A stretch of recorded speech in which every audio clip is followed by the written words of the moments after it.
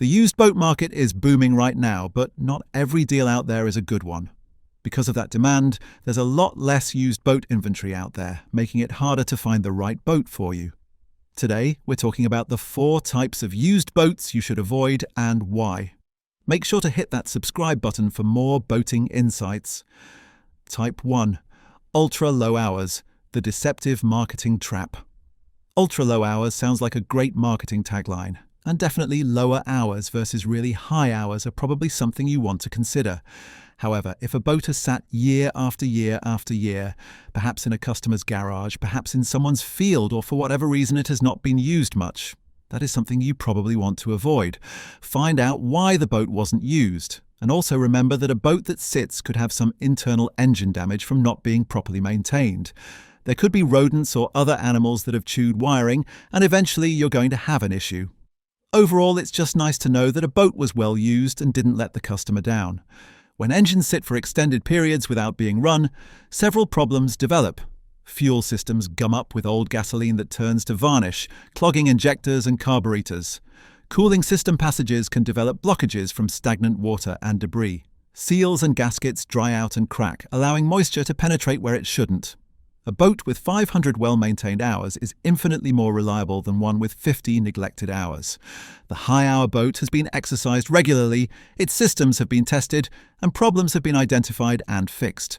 The low-hour garage queen is often a collection of deferred maintenance issues waiting to surface. Type 2. Boats that have likely sunk, the resurrection problem. Probably one of the most dramatic things that can happen to a boat, other than catching fire and burning completely up, is sinking. The problem is, a lot of those boats actually come back to life because it is possible to get the water out of all the components, get the water out of the engine, and they often fire right back up and work perfectly fine. However, in the long run, you may find that there are more components that fail on a boat that has sunk. You could have starter issues, alternator issues, you could have issues with your gauges, your electrical circuits. Anything that is going to be conducive to getting corrosion on them is a possible failure point for a boat that's sunk. You're also going to possibly have things in your foam, water, oil, or other contaminants, and over time that may really minimize your enjoyment of the boat. The contamination creates breeding grounds for bacteria and mold that can create persistent odor problems and health concerns. What makes sunken boats particularly dangerous in today's market is how good salvage operations have become at restoration. They'll strip out obvious water damage, replace carpets and upholstery, clean and repaint everything. The boat can look absolutely pristine while hiding extensive internal damage. Saltwater exposure is especially devastating. It penetrates every connection, every sealed component, every crevice. Even after thorough cleaning and drying, the corrosion process continues invisibly. Electrical connections that appear perfect will fail months later as saltwater corrosion eats through them from the inside. Look for subtle warning signs: mismatched hardware, upholstery that doesn't quite fit right, electrical connections that look suspiciously clean, or water stains in areas that shouldn't normally get wet. If the price seems too good to be true for the boat's apparent condition, there's probably a hidden reason. Type 3. Structural issues. The foundation problems. One of the biggest mistakes when buying a used boat is overlooking structural issues, which often aren't obvious at first glance. That's why it's essential to carefully inspect the floor and transom. When walking inside the boat, press your weight on every section of the deck. If you feel a soft spot, stop and investigate. It might be minor surface rot, but it could also mean the stringers underneath are starting to weaken. The transom, which absorbs the engine's thrust, is another key area. Try pushing the outboard motor up and down firmly. If there's noticeable flex, that's a red flag. On boats with inboard-outboard drives, grab the lower unit and lift to check for excessive movement. Another telltale sign of structural problems is water stains or trails around transom bolts or lifting eyes. If you see moisture leaking out or stains running down the hull, it likely means water has infiltrated the boat's core, a serious and progressive issue. Structural repairs are among the most expensive fixes in boating. Replacing a transom requires cutting apart the stern, removing the engine, and rebuilding from scratch. Fixing a soft floor means tearing out everything mounted to the deck. These are not weekend jobs. They're major rebuilds that can cost more than the boat's worth. The worst part is that structural problems only get worse. A small soft spot today can become a complete failure tomorrow as water continues spreading rot throughout the hull. Taking the time to inspect carefully before buying can save you thousands of dollars and a lot of regret down the line. Type 4. Power options, prone to failure, the orphaned engines. Another category of used boats to be careful of is ones that have power options that may be hard to repair or are prone to failure. The first one we want to talk about is older jet boats. Any boat that is 20 years or older should be approached cautiously. Any jet boat that has jet power that is 20 years or older should probably be avoided altogether.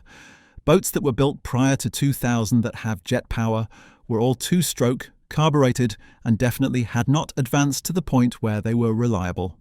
We find that the componentry is hard to get, so the repairs are expensive or not even possible.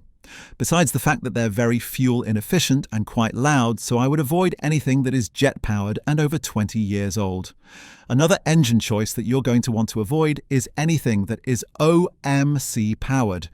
If it has an OMC Cobra or an OMC Stringer, you're going to want to avoid that because OMC went bankrupt in the early 2000s. Because of that, you have an availability issue with parts, you have a technical knowledge issue with not enough mechanics knowing how to fix them, and definitely they will be harder to sell on the resale market. Along the same lines, Force outboard engines, which are no longer in production, had a history of older type ignition and fuel delivery systems, and overall were just less reliable than a lot of other outboard engines. Finding parts for Force engines has become increasingly difficult, and the engines that are still running often require expensive modifications to keep them operational.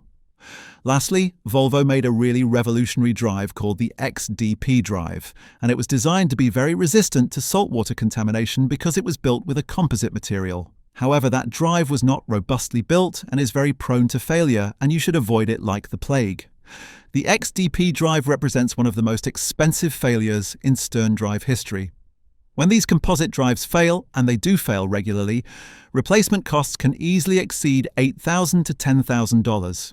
Even worse, the failures often happen without warning, leaving boaters stranded and facing massive repair bills. Market conditions and final warnings. These are the types of used boats you should avoid.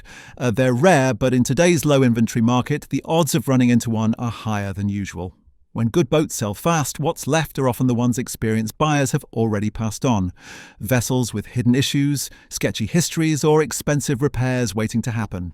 Low supply makes things worse. After months of searching, buyers get impatient and start overlooking red flags, convincing themselves they can fix problems that scared off others. Sellers know this and often use clever listings to highlight positives while downplaying flaws. Stay cautious. Take your time during inspections, bring an expert or hire a marine surveyor, and never let scarcity push you into a bad deal. The key to success in today's used boat market is patience and knowledge. Knowing when to walk away is just as important as knowing what to buy. In today's tight inventory market, these problem boats are more common than ever. Take your time, do thorough inspections, and don't let desperation lead to expensive mistakes. What's your experience with used boat buying? Share your stories in the comments below and subscribe for more boating insights. We'll see you in the next video.